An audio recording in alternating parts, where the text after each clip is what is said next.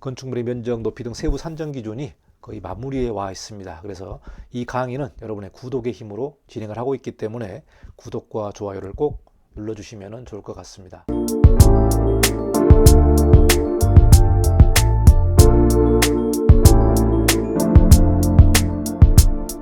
자, 다음은 채광사선에 관련된 내용들을 공부를 좀 해보도록 하겠습니다. 그동안 우리가 가로구역별 건축물 높이의 높이와 또 일조권에 관련된 높이를 우리가 공부를 했는데요. 채광사선에 관련된 건축물 높이 기준을 공부를 해보도록 하겠습니다. 자, 국토부 고시에 나온 내용을 보면은 건축법 61조 2항에 따른 이 부분이 이제 채광사선에 관련된 내용이거든요.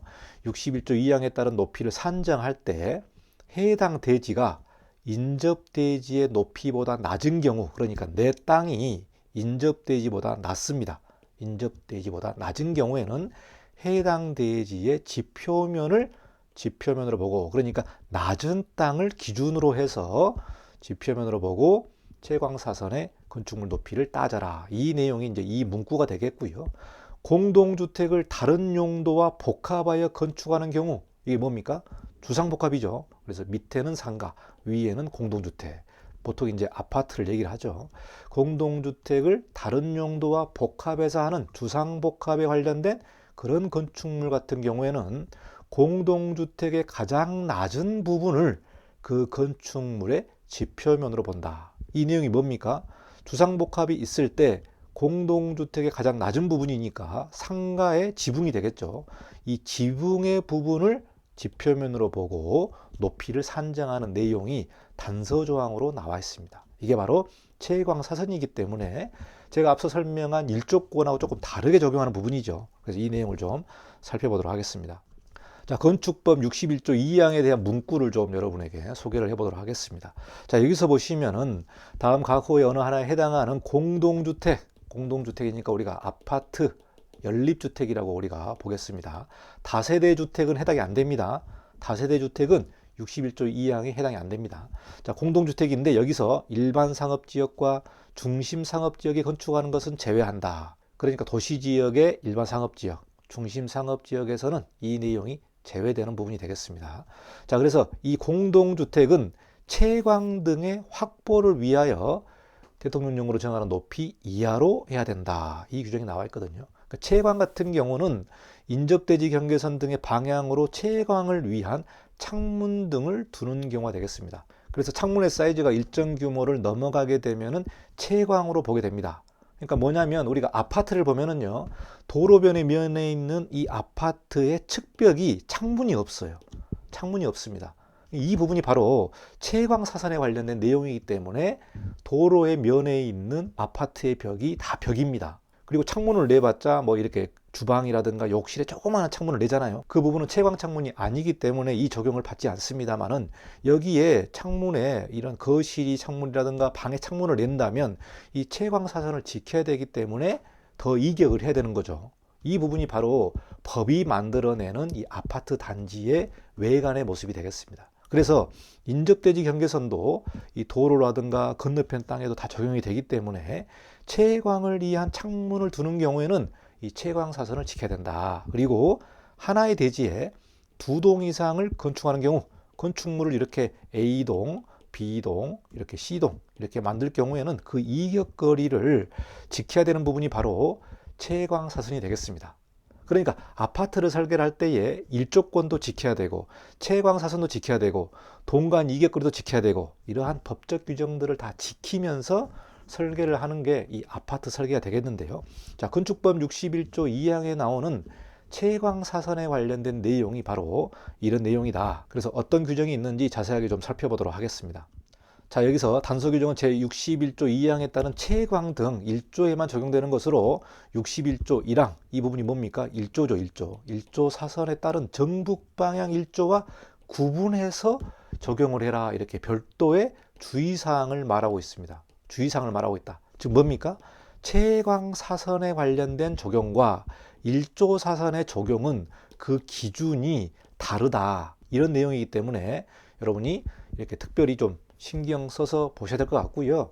이 동네에서 짓는 다세대 다가구 상가 같은 경우는 이 채광사선에 적용이 안 됩니다. 그러니까 다시 한번 말씀드리면 연립주택과 그리고 아파트를 우리가 지을 때 좀 규모가 큰 땅에서 건축물이나 이런 내용을 지을 때 채광사선에 적용이 되고요. 공동주택에 한정을 하기 때문에 일반 건축물은 해당이 안 되는 내용이 되겠습니다. 일반 건축물은 해당이 안 됩니다. 공동주택, 즉 연립주택, 아파트에 해당되는 부분이 바로 이 채광사선이고, 다시 한번 말씀드리지만 다세대 주택은 이 채광사선에 적용이 안 되는 부분이 되겠습니다. 자, 이 다이어그램을 보도록 하겠습니다. 채광사선 건축물 높이 기준이 국토부 고시 33페이지에 나와 있습니다. 자, 여기서 계획대지가 있고요. 인접대지가 있습니다. 공동주택인데요. 여기서 보시면 기숙사는 제외됩니다. 기숙사도 법적으로는 공동주택에 들어가는데 기숙사는 제외된다. 자, 그리고 채광 방향을 보도록 하겠습니다. 채광 방향은 뭐 북측이든 동측이든 서측이든 상관없습니다. 무조건 인접대지 경계선이 있는 부분이다. 즉 1조 관련된 내용은 북측과 관련되어 있지만 채광 같은 경우는 인접대지 경계선하고 관련되어 있기 때문에 여기서 좀 다른 부분이 되겠고요. 자, 채광 방향은 공동주택에 이제 창문을 내는 거죠. 이렇게 창문을 내서 건너편 땅이 보이는 부분인데요. 자, 여기서 보시면은 이 거리를 얼마를 떼야 되느냐, 이 내용이 나와 있는데요. 건축물 각 부분의 높이 H, 이 H를 건축물 각 부분의 높이니까 1층, 2층, 3층, 4층 이렇게 층별로 높이가 다르겠죠. 그 높이는 L, 그러니까 이 L을 만약에 4m라고 했다. 그러면은 L 곱하기 2, 이 부분이 이제 2죠. 이 부분이니까 8m잖아요. 8m. 이 부분이 8m이기 때문에 이 H, 이 높이는 8m 이하로 가야 된다. 그러니까 8m가 나왔기 때문에 이 높이가 8m고 여기가 4m가 되는 거죠. 그러니까 이 내용도 인접대지 거리로부터 1:2 적용을 받는 부분이 되겠습니다. 1:2 적용을 받기 때문에 쉽게 생각해서 인접대지 거리의 반을 떼야 된다. 그래서 이 부분이 만약에 이 높이가 아파트 같은 경우는 이 높이가 20m였다면은 20m의 반이니까 인접대지로부터는 10m를 떼야 된다. 이 내용이 되겠습니다. 조금 헷갈리는 부분이 있는데요. 여기서 이제 이렇게 문구로 풀어놓으니까 헷갈립니다. 그래서 어떻게 보면은 이 부분도 1조와 마찬가지로 1:2 적용을 받는 거고요. 근린상업지역, 준주거지역 같은 경우는 4배가 되겠습니다. 그러니까 1:4가 되겠죠. 이렇게 1:4. 조금 더 가깝게 붙일 수가 있는 내용이 근린상업지역과 준주거지역이고, 일반적인 1종, 2종, 3종 주거지역 같은 경우는 채광 방향이 있는 대지로부터 건축물은 반을 떼야 된다. 이 내용이 되기 때문에 우리가 이제 아파트를 설계할 때에 이 거리를 많이 이제 이격을 하는 부분이 되겠습니다. 자, 그리고 공동주택 외의 용도와 공동주택이 결합되어 있는 주상복합에 있는 경우는요, 그 높이의 기준을 공동주택의 낮은 부분, 즉 낮은 부분을 기준을 가지고 우리가 채광사선에 관련된 내용을 적용을 한다. 이렇게 여러분이 판단하시면 될 것 같습니다. 그러니까 여기서 1조와 채광사선이 같은 부분은 건축물 높이의 반을 떼야 되는 거죠. 건축물 높이의 반을 뗀다고 이렇게 역으로 생각하시면 될 것 같고요. 건축물이 높아지면 높아질수록 인접대지로부터 많이 이격을 해야 되는 부분이 되겠죠. 건축물이 40m였다. 그 다음에 인접대지로부터 얼마 떼야 됩니까? 20m를 떼야 되는 거죠. 예, 높이의 반을 떼야 되기 때문에. 올라가면 올라갈수록 인접대지로부터 많이 밀려 들어오는 거거든요. 아파트 단지를 보면은 이렇게 인접대지하고 면에 있는 부분은 높이가 낮고요. 그 아파트 단지 내부에 있는 동들은 굉장히 높아요. 그 이유가 다 있는 거예요. 그러니까 그 단지 중심에 있는 그 건축물 같은 경우는 높이가 굉장히 높기 때문에 그 인접대지로부터 많이 떼고 하다 보니까 단지 안으로 들어와서 단지 안에 그 아파트가 굉장히 뭐 40층이 될 수도 있고 주변은 20층이 될 수도 있고, 이게 바로 채광사선하고 관련된 내용이기 때문에 아파트 설계가 그렇게 나오는 겁니다. 그래서 채광사선이 매우 중요한 내용이 되겠습니다. 자, 다음은 인접대지와의 레벨차가 있는 경우가 되겠습니다. 레벨차가 있다. 그래서 이 A 부지와 B 부지가 좀 다를 수 있는데요. A 부지 같은 경우는 B 부지보다 낮습니다. B 부지보다 낮다.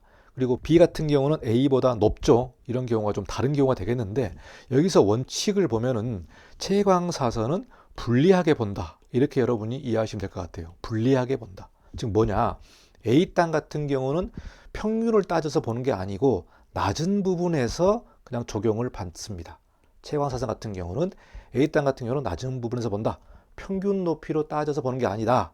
일조권 같은 경우는 평균으로 따지잖아요. 그게 아닙니다. 그래서 채광사선은 불리하게 본다라고 여러분이 이해하시면 되기 때문에 A 같은 경우는 낮은 지표면에서 일조권을 따져서 1대2로 보시면 되고, 그 다음에 B 같은 경우는 인접대지보다 높습니다. 인접대지보다 높은데 이런 경우는 이 높은 부분에서 적용하는 게 아니고 평균에서 봅니다. 평균에서 이렇게 채광사선을 적용하기 때문에 조건이 서로 다른 경우에 채광사선의 기준이 다르게 보기 때문에요. 이 부분을 여러분이 좀 잘 보셔야 될 것 같습니다. 그래서 낮은 경우, 높은 경우, 또 그리고 채광사선이냐, 일조냐, 또 가로구역별 건축물 높이냐, 이 부분이 다 다르기 때문에 여러분이 헷갈리지 말고 여러분이 실무할 때에 이 적용을 자세히 좀 잘 따져봐야 될 것 같습니다. 요약을 하면은 가로구역별 높이 같은 경우는 도로와 관련된 내용이 되겠고요. 그리고 일조 같은 경우는 북측의 땅, 즉 일조는 평균으로 무조건 봐야 되고, 채광사선 같은 경우는 인접대지하고 관련되어 있고 조금 더 불리하게 본다. 이렇게 여러분이 보시면 쉽게 이해할 것 같습니다. 제가 영상을 통해서 이 부분을 좀 강의를 했습니다만 잘 헷갈리는 부분이 있을 것 같습니다. 그래서 여러분이 국토부고시 이 파일을 다운받아서 출력해가지고 이 내용들을 하나하나씩 보면서 좀 반복해서 공부를 하시면 좋을 것 같아요. 그래서 이 내용이 우리가 실무를 할 때에 매우 중요한 내용이거든요. 이 사선 내용이 매우 중요합니다. 매우 중요하다. 그래서 실무의 아주 기본적인 내용이기 때문에 법적인 내용들을 좀 잘 살펴보고 적용을 하시면 될 것 같습니다. 자, 여기까지 건축물의 높이에 관련된 내용들을 좀 강의를 했는데요. 건축물의 면적, 높이 등 세부 산정 기준이 거의 마무리에 와 있습니다. 그래서 이 강의는 여러분의 구독의 힘으로 진행을 하고 있기 때문에 구독과 좋아요를 꼭 눌러주시면 좋을 것 같습니다. 자, 다음에도 세부 산정 기준 가지고 여러분과 같이 공부를 좀 해보도록 하겠습니다. 감사합니다. 이관용 건축사였습니다.